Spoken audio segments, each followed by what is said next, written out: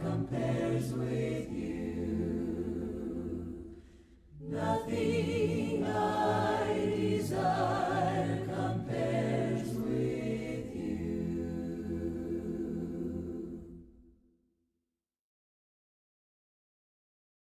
He is able, more than able, to accomplish what concerns me today. He is able, more than able, to handle anything that comes my way. He is able, more than able, to do much more than I could ever dream. He is able, more than able, to make me what He wants me to be. He is able, more than able, to accomplish what concerns me today. He is able, more than able, to handle anything that comes my way. He is able, more than able, to do much more than I could ever dream. He is able, more than able, to make me what He wants me to be.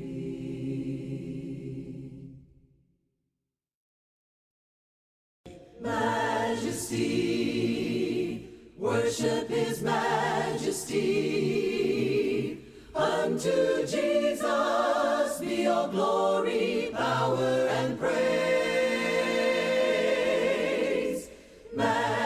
Majesty, kingdom, authority, flow from His throne unto His own, His anthem raise. So exalt, lift up on high the name of Jesus. Magnify, come glorify Christ Jesus the King. Majesty, worship His majesty. Jesus who died, now glorified, King of all kings.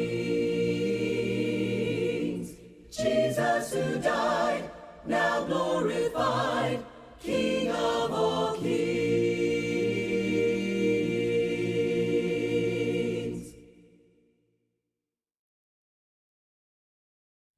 Worthy is the Lamb that was slain.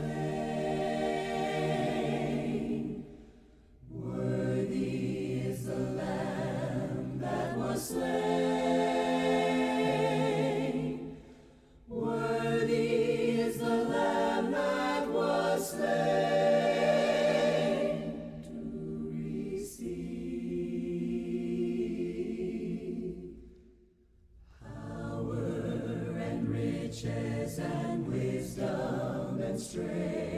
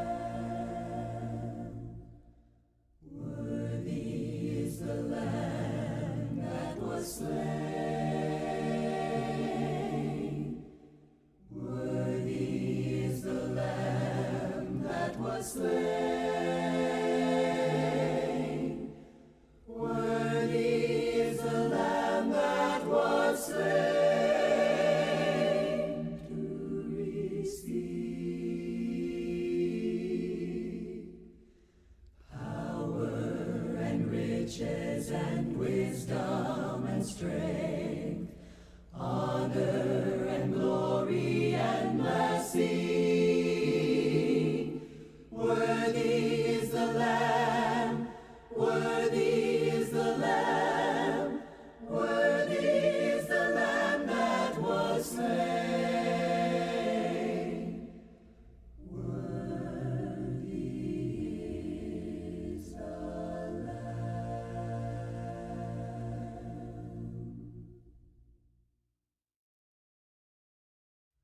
more than anything, more than anything, I love you, Jesus, more than anything, more than anything, more than anything, I love you, Jesus, more than anything. Nothing in this world can take your place or ever take your love away. Someday I will see you face to face, look into your eyes and say, more than anything, more than anything, I love you, Jesus, more than anything,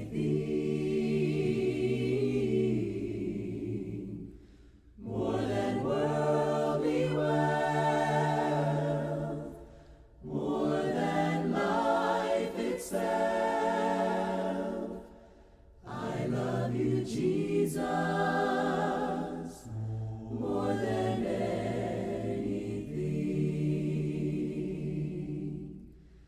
I love you, Jesus, more than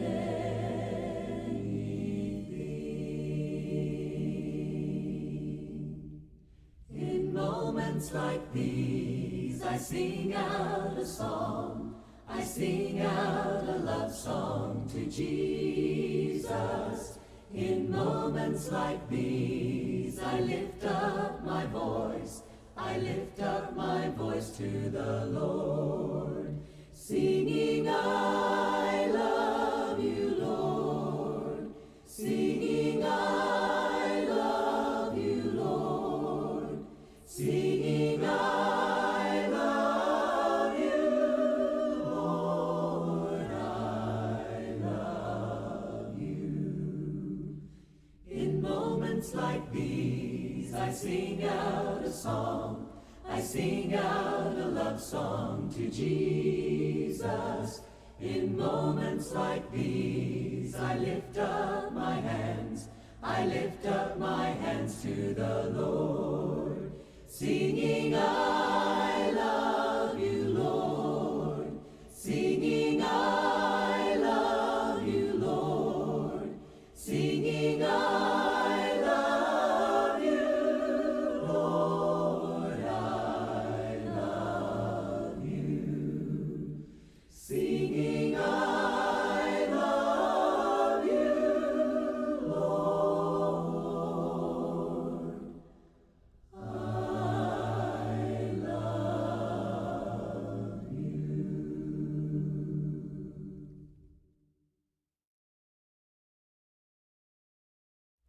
Emmanuel, God with us, Emmanuel, God with us, His name is called Emmanuel, glory be to Him, God with us, Emmanuel, revealed in us, His name is called Emmanuel.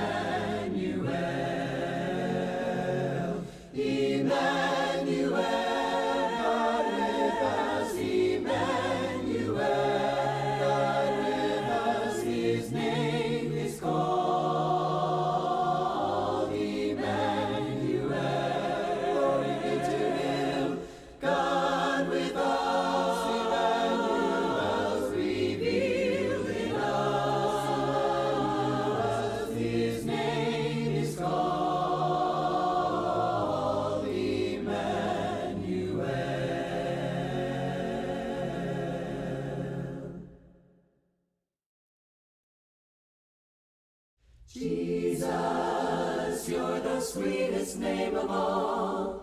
Jesus, you always hear me when I call. Oh Jesus, you pick me up each time I fall. You're the sweetest name of all. Jesus, how I love to praise your name. Jesus, you're still the first, the last, the same. Oh Jesus, you died and took away my shame. You're the sweetest name of all. Jesus, you're the soon and coming King. Jesus, we need the love that you can bring. Oh Jesus, we lift our voices up and sing. You're the sweetest name of all. Lord, you are more precious than silver. Lord, you are more costly than gold. Lord, you are more beautiful than diamonds, and nothing I desire compares with you. Good morning. Good morning.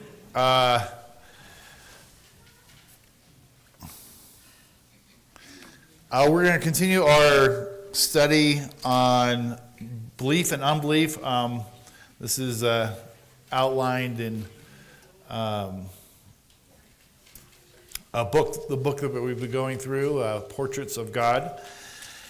And we're going to get through this today. At least I think so.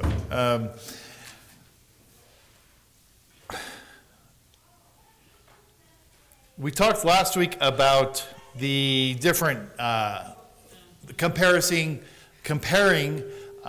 those who had who were in unbelief and those who had belief. I'm getting a little feedback. You could probably turn it way down with my big voice.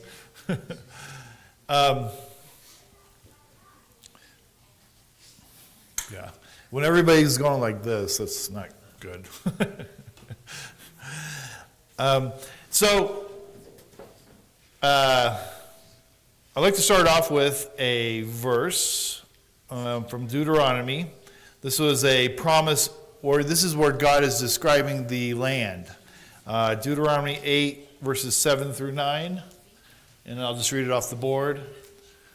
For the Lord your God is bringing you into a good land, a land with brooks, streams, and deep springs gushing out into the valleys and hills, a land with wheat and barley, vines and fig trees, pomegranates, olive oil, and honey, a land where bread will not be scarce and you will lack nothing, a land where the rocks are iron and you can dig copper out of the hills.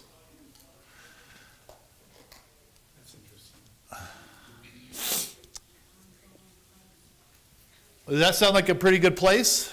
It does. Particularly for them, right?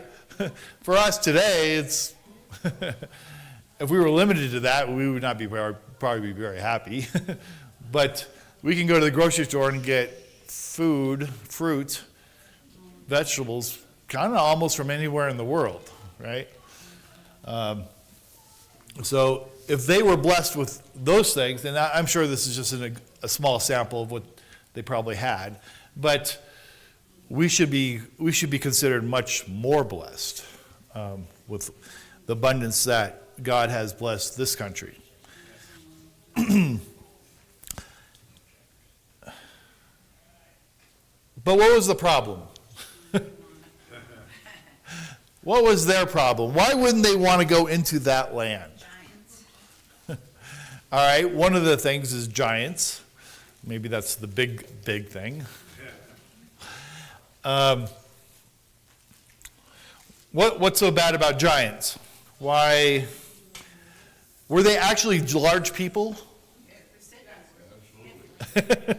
Okay, all right. I've heard somebody recently suggest that it might not be large people, but people who were powerful in certain ways. But I don't know. They were definitely able to threaten their lives. Yes. We could just simply look at what we know to be factual related to David and Goliath, and the fact that Goliath had 4 brothers. So they were big, they were more than just, freakish genetic mistakes. Okay. This was a thing with some people in the world, and so they were large, and they were powerful, and they were intimidating. Like this? Maybe that's the way it looked. All right, this is an AI-generated picture, obviously, I think. And yeah, it's that's what happens sometimes when you use AI. They create things that that is not exactly what they may have been muscular and large people, but they aren't, Well, there are writings that were found in the Qumran in the caves. Book of Enoch was in there. It describes those people in Og, in the land of Og, I believe it was, that were up to 36 feet. Oh, really? Okay. And Goliath was 13 feet, so he was a midget compared to Okay. the earlier ones got to. 36 feet. That's 3 stories. Wow. Yeah, just like that. Yeah.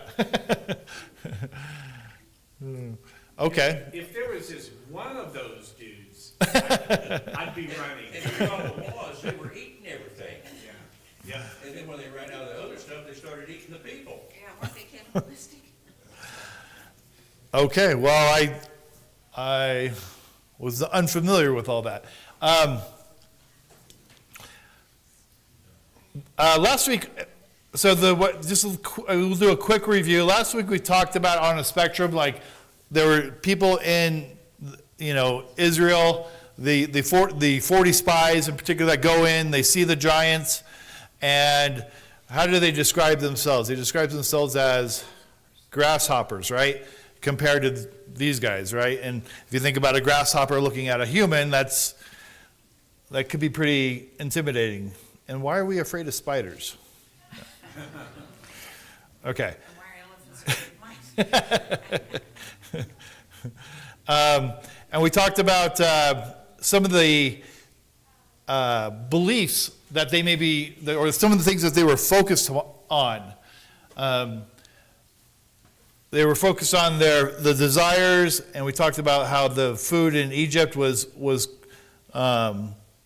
quite abundant compared to the manna they were eating, and how going into this land they were probably going to be destroyed. In fact, that was part of the murmuring, is that God is going to kill us, going to lead us into this place where we're going to die. Let's see. And they were focused up basically on what they were lacking. All right, and then to contrast that, I wanted to get us more focused upon what we should be focused on, or what the more faithful people like Jacob and Caleb, or Joshua and Caleb, were focused upon. And we talked about how God will provide. Goes back to Abraham. God will provide whatever it is we need in a physical sense, or even more importantly, in a spiritual sense.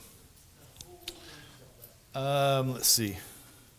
And the future riches, and dwelling upon what God has provided in the past. And we'll talk more about that in a little bit. All right. So here's a verse that came to mind. It's great to understand, try to, contemplate what was going on there, and I can philosophically or think about how, I would be a faithful person back then. Back then, I would not, have any doubts, right? And whenever I read something, like, well, how do I make application of that today for me? How does that actually fit into the world? Where the rubber meets the road, kind of a thing, right? And this verse came to mind, Colossians 1:15 through 17. He, and is referring to Jesus, he is the image of the invisible God, the firstborn of all creation. For by him all things were created, both in the heavens and on earth, visible and invisible, whether thrones or dominions or rulers or authorities. All things have been created through him and for him. He is before all things, and in him all things hold together.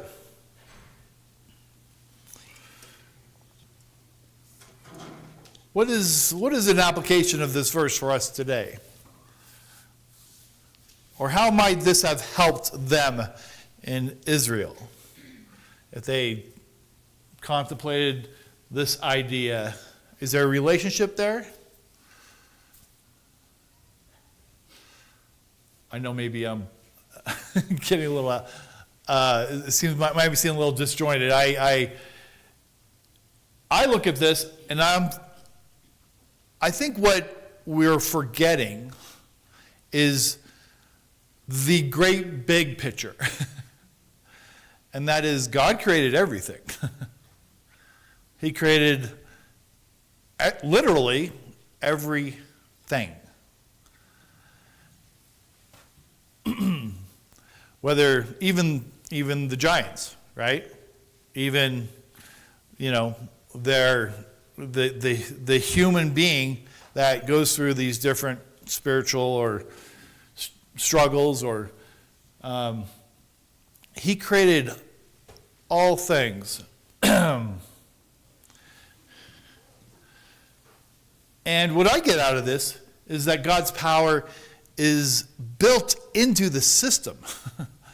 It's like, if you, this is a really poor, pathetic example, but if you were going to create a video game where people have to do things and they have certain powers, or they have to do a certain journey or quest, as so many video games have, he created the actual the map and the abilities of the players.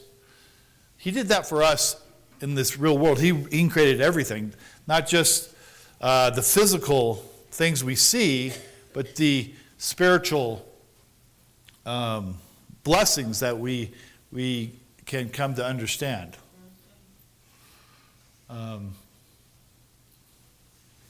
That's one thing I get out of it.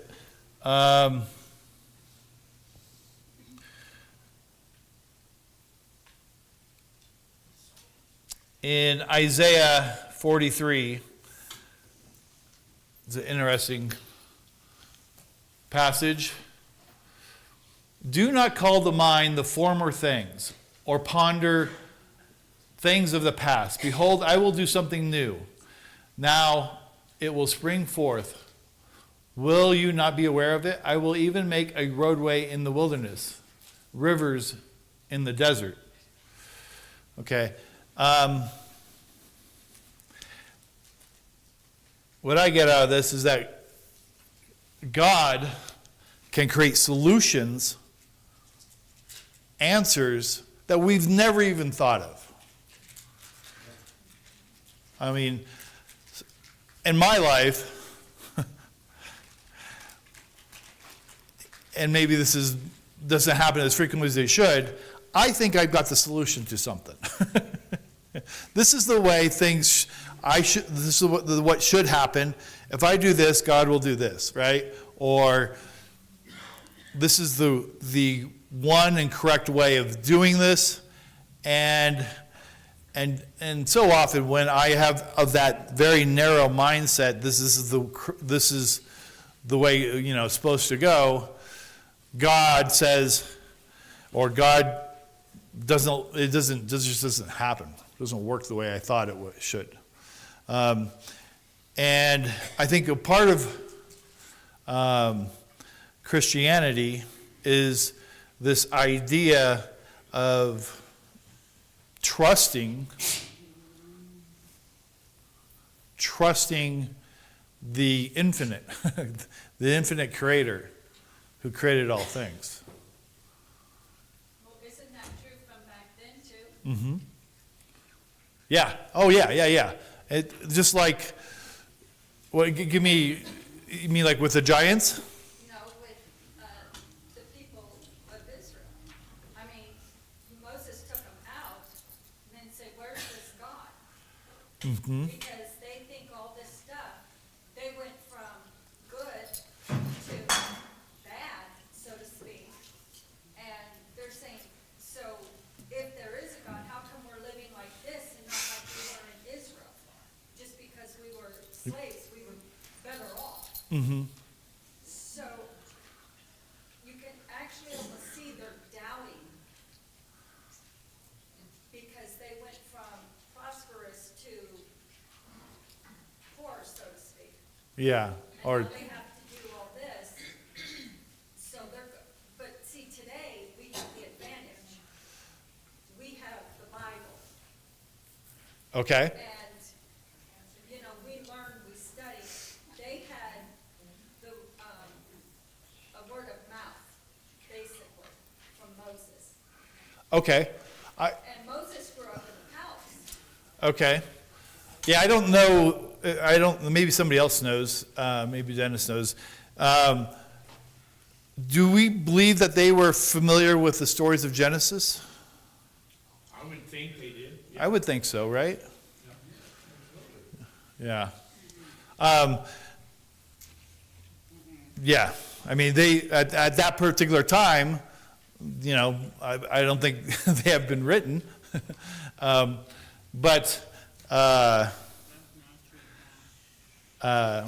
imagine it had gotten through at least some of the stories, and maybe they knew a lot more than we have too. I don't know, but I imagine they have some knowledge of Abraham and his faith. One of the things that I think about when I'm, coming to a particular giant in my own life is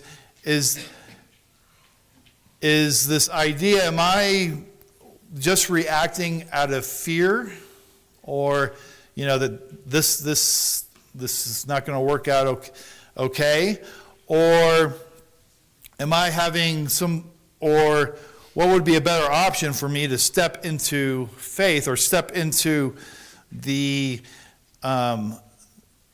unknown? I think part of our problem is that we want to know everything. We live in an age of information. And when Abraham leaves the land of his parents, right, he's going into an unknown land. And I think in a spiritual sense, that we are also called to that. And I think that's what Israel is also. They're going into an unknown land, right? I mean, they're learning about it, but there's a measure of faith that, we need to have, or confidence. Confidence that there's a greater power in charge of all of this. Yeah, thoughts? Yeah. Yeah, and I think that the point related to New Testament people and Old Testament people is, like you said, God can create solutions that we've never considered. Oh, you've got it written right there on the screen, there it is, okay. Yeah, Is that hard to see? no, Okay. I wasn't sure. I put it in blue. I was like, I think the people can see that. I love it, I love it actually. But the thing, that is a rock solid truth. They're afraid of the giants, we're afraid of our giants, but God can create solutions for our giants that we never considered. And this says, I'm gonna do something new, so have faith, trust. What are the attributes that we typically forget about God? When I'm just doing my everyday things, what am I forgetting? That he's always there. Okay. He's always present, always here. Yes. Yeah. Well, God created the giants, so he has the authority to destroy them. I like that. That's really good. I like that. Yeah, wow, that's very well said. Thank you. And he in fact did. Yes. Yes. And if you watch baseball, he's doing that with the San Francisco Giants. Which I am a fan of, or at least used to be. So, for me, I decided, like, how do I draw up an image of God? Well, I don't know. But this is what I found on Google, and I was like, well, this is somewhat close. How is, in a visual manner, how is God unlimited? How is he unlimited? In every way, okay? His power is infinite, right? I mean, at least from our perspective, his power is infinite. I don't know where he's not, where he doesn't have power. His wisdom is infinite. He has no limitations. Yes. Well, yeah. We can get philosophical, and we're not going to get there, but with that. His love is infinite. His grace and mercy are infinite. We could say his forgiveness is infinite. We can add a lot of different things to that.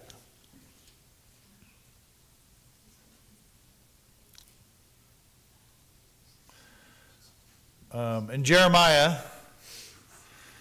I just found this, and I was like, this is pretty good. Jeremiah 32, Jeremiah writes, "Ah, Lord God, behold, you have made the heavens and the earth by your great power and by your outstretched arm. Nothing is too difficult for you, who shows loving kindness to thousands, that repays the iniquity of fathers into the bosom of their children after them.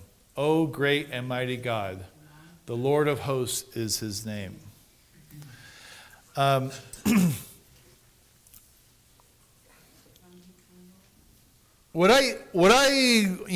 try to figure out, well, what is my responsibility? God is in control of everything, and what is my responsibility? And I've come to this notion, or at least one way of looking at it, is I determine where I put my attention, right? Where I put my focus. And I can put my focus upon these giants, these problems that I think are so significant, or I can put my attention on the infinite Creator, who is so much greater than everything I see. It was a big part of their problem was they were complaining. Does God like complainers? It appears no. It does appear no, right? Yes. What Why, here, I'm gonna read through some of these. I Googled, top 20 things Americans complain about the most. I know none of us have ever done this. Number 1, high costs of living, inflation. Number 2, government, politicians, poor leadership. I know none of us have ever complained about any of that, right? The economy, which kind of fits in that, high cost of living. Immigration, affordability of health care, taxes, government corruption, housing costs, crime, federal budget deficit, poverty, inequality, drug addiction, the moral decline, traffic.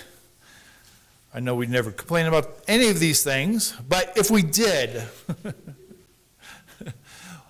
what does that say about, why would God care? Why would an infinite being care if I am complaining about the traffic? Let's take something very, somewhat benign. Why does God care whether or not I care about the traffic, or I complain about the traffic? Okay. Did you guys hear that? Say it again. Say it gives you a negative spirit, she says. Okay. Okay, go right to the heart of it. Thank you. Takes your heart away from God. At every moment of the day, God is in control. God is with us. I get irritated just like anybody else with traffic, but I'm trying to be less irritated because it doesn't do any good. Yeah. Sit back and relax and wish them all well. Watch for the dangers and deal with that and let God deal with everybody else. Okay. She said, sit back, I don't know if the people in the back heard it, and relax, and what was? Wish them well. And wish them all well. Get to their destination Okay. safely, don't hurt anybody else. In particular, you're talking about traffic. Absolutely. Yes. Yeah. What was missing from that list? I don't know. You mean part of the complaint list? Yeah, the complaint list, yeah. I don't know. Please tell me. Please tell me. Can anybody? Oh, people who complain. Yeah. I complain about people who complain. I'll be honest, I do. But no, it's a good answer, but, things related to spirituality, nobody's concerned about that? But that was just the top 20 that he gave Oh, Yeah. Oh, of Americans. right. Well, I didn't even give them all, but there was moral decline was in there, but, Yeah, okay, I caught that. but okay, Nobody really knows why. okay. We can fix the problem, I mean, we can come up with solutions, but if we don't know the problem, then our solutions aren't going to work. Okay.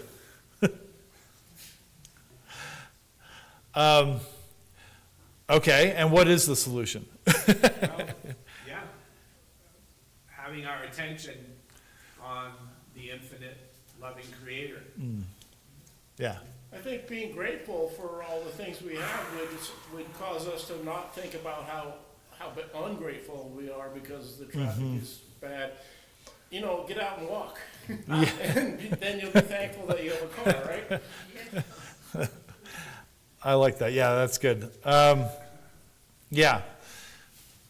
Yeah, it's, I think as simply as put, it's, what am I thinking about? If you've ever gone to like a third world country, spend some time there and see people walking around without shoes, eating very minimal nutritious things. If you haven't had an opportunity to that, and you do, I recommend it highly. It'll give you a level of appreciation and gratitude for what God has blessed this country with, in particular.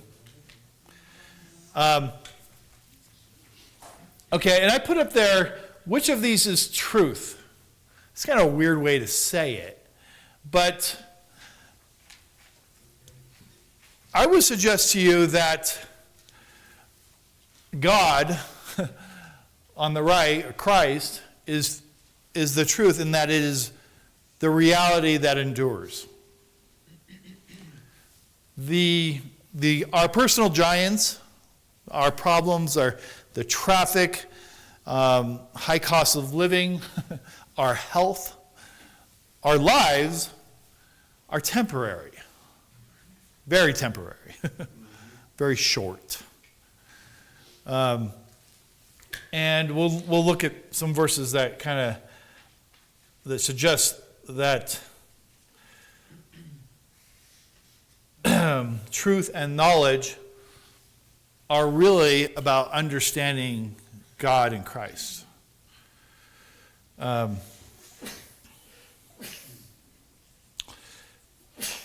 In Titus chapter 1, Paul writes, the very first verse, Paul, a bondservant of God and an apostle of Jesus Christ, for the faith of those chosen of God, and the knowledge of the truth, which is according to godliness.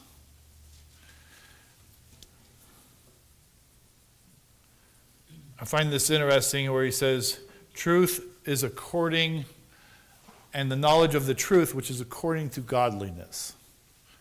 This really makes sense with Jesus saying, I am the truth, I am the way.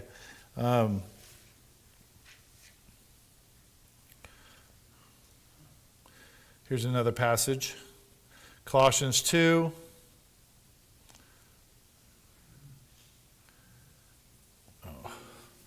Sorry. That their hearts may be encouraged. Colossians 2, verses 2 and 3. That their hearts may be encouraged, having been knit together in love and attaining to all the wealth that comes from the full assurance of understanding, resulting in a true knowledge of God's mystery, that is Christ himself, in whom are hidden all the treasure of wisdom and knowledge.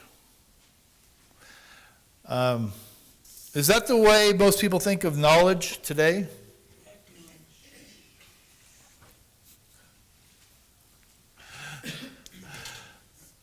What do we think of knowledge in general? What if I say, oh, the guy knows a lot about medicine? Science. Or science, yeah. Is that the kind of way we think of knowledge? Facts about creation, Okay. knowing facts about our existence, but not knowing facts about the Creator, which this addresses. Okay. So that's, the knowledge for most people is their level of knowing the facts about Yeah. their environment. Informational,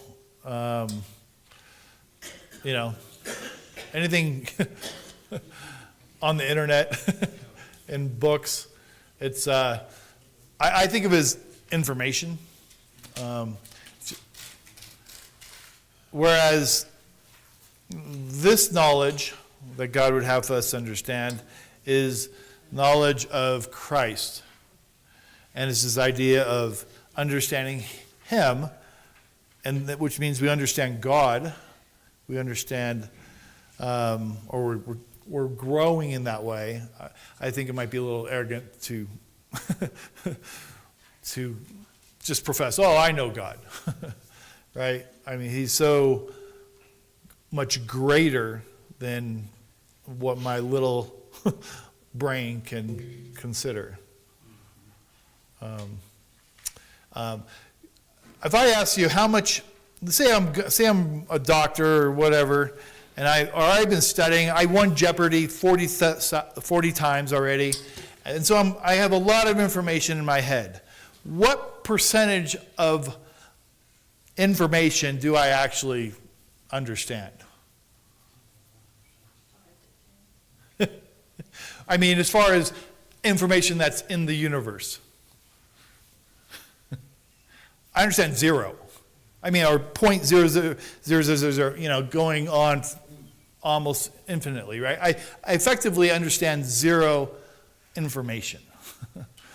I might be really good at a lot of different things according to this world, but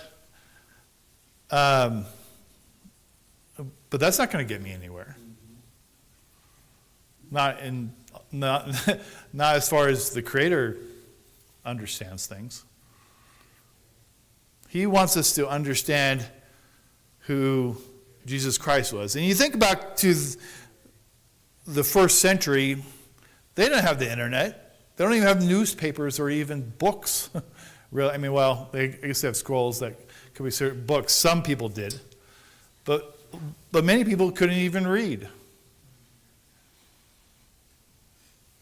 They were commanded to know Christ. It's a different thing. What's that difference? How does that difference make a difference in anything? Wisdom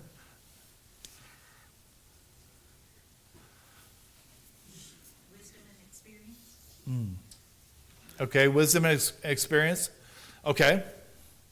There's a difference between knowledge and wisdom, right? And wisdom is, Discernment.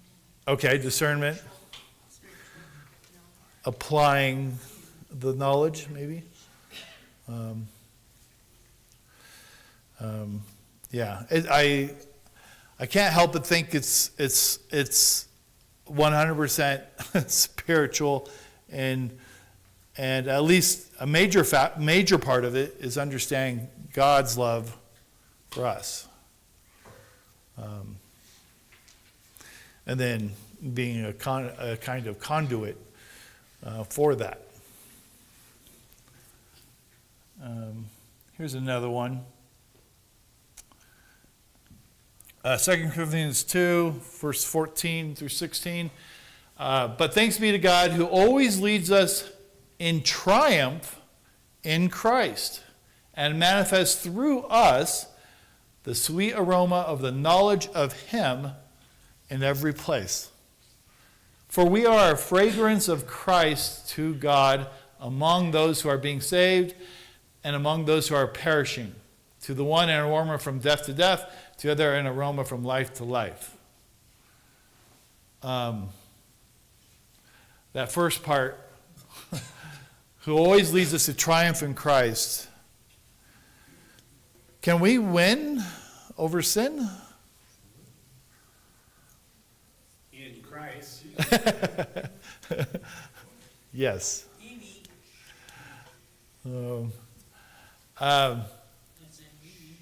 And He is the ultimate example of somebody overcoming all the temptations, right? In fact, the temptation to live, right? To not go through this horrible, horrible death. And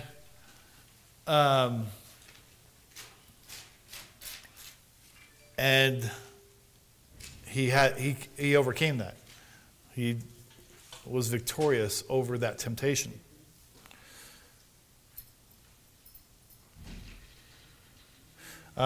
Christ leads us to spiritual victory every time. Every time. So let me ask you this question. We'll kind of wind down here a little bit. What are our giants? What are our things that we struggle with that are maybe are stumbling blocks for us?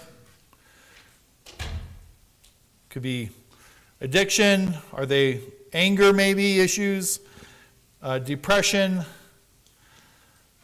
health issues, financial concerns, feelings of inadequacy, maybe our relationships, or maybe just apathy. I think there's a lot of apathy going on in the world today, personally. Yeah, I don't care. Dennis doesn't care, though. All right.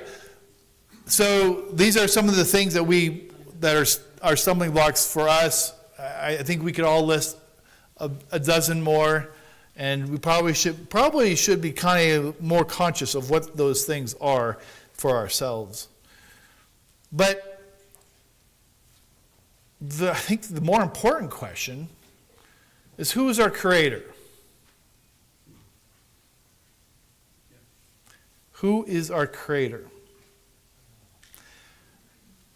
And one of the questions I could ask in regarding answering that question is, do I really believe he is all powerful? Yeah, I'm struggling with alcohol or whatever it is, right? I'm struggling with anger or sadness, whatever it is. But do I really believe that the being that created the universe is all powerful? Do I really believe that? In what ways has he revealed himself to me? In his creation and in his word. Okay. In his creation and in his word. Yeah, and these are kind of more general statements that I want us all to think about, but I think particularly the things we see, the creation, go out there and look at a blade of grass, right? How many of us can make a blade of grass?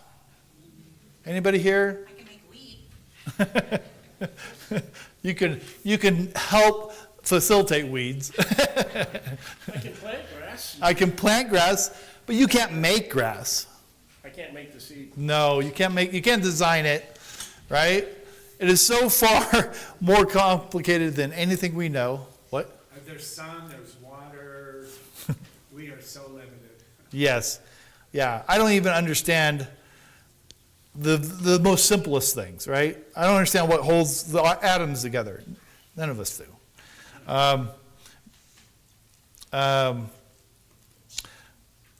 Has he blessed me, and in what ways? We're going to kind of wrap up here. Does creation, what? That's not even a sentence. I don't know. How does creation reveal its power, his power and wisdom? Here's a good one. Has he pulled me out of difficult situations in the past? And I think if we actually honestly think about that, we will come up with some. And actually, this is actually maybe the most significant one in that it becomes very real to us. Why does he consider us children? He's a very, very good creator, powerful and loving creator. Why does he consider us children? What if I choose to follow his spirit and his ways? What if I... We're born again Mhm. through Jesus. We have become his children.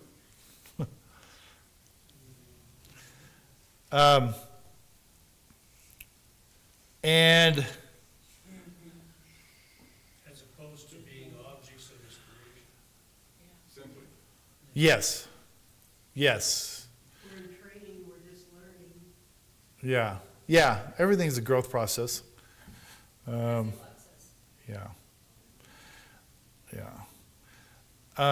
The class ended 15 after or 20 after? I should know this. 15. Okay. All right, we'll wrap up with this. What am I choosing to look at? Where am I putting my attention? Am I putting my attention on my personal little giants? Little giants? Or am I putting my attention on the being that created all things, that designed me, designed creation? Am I surrendering, trusting, and just striving to or understand who he is? Anyway, any last thoughts, questions, criticisms? Good job. All right, thank you.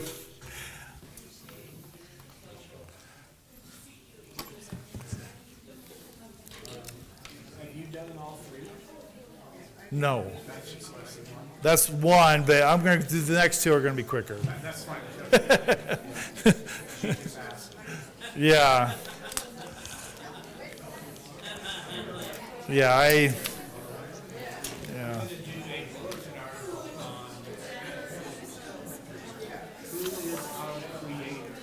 Okay. All right, a personal interview maybe?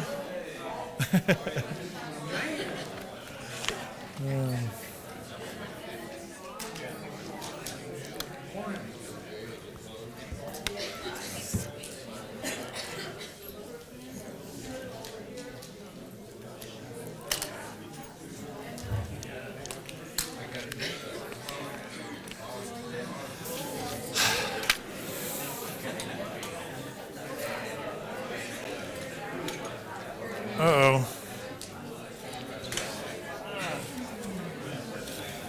Let's get him off of something.